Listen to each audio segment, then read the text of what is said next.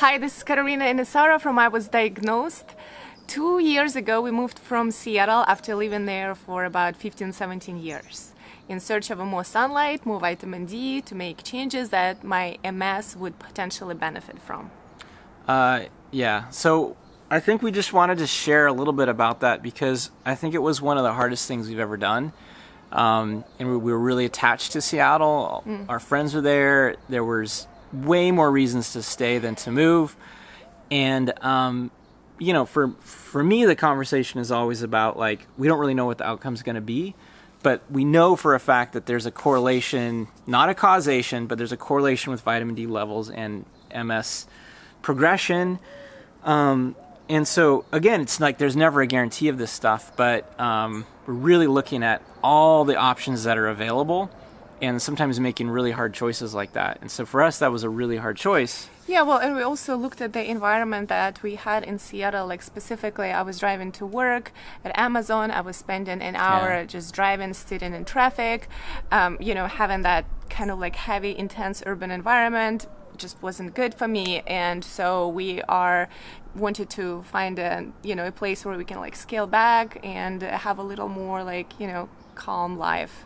Yeah, so I think if you're dealing with like some kind of diagnosis and you're looking at hard choices to make that might result in a better outcome but don't have a guarantee, I mean, this is a constant conversation that comes up, and for us, it's just pretty much everything's on the table for us in terms of what can we do to optimize, what can we do to improve the chances of success without a guarantee.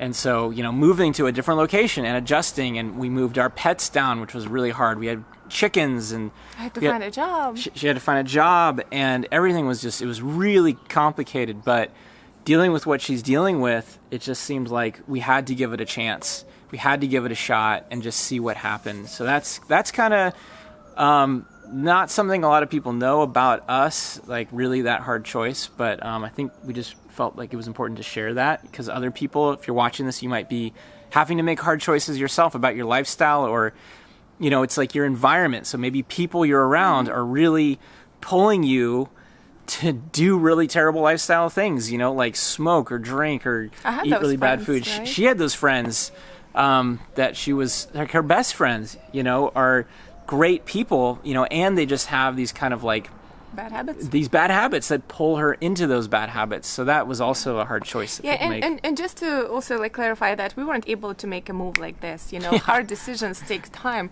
We were talking about it for probably about 3 to 4 years. Yeah. And eventually we were ready after about 4 years. Yeah. So it can be a process. But anyway, cool. We just wanted to share that.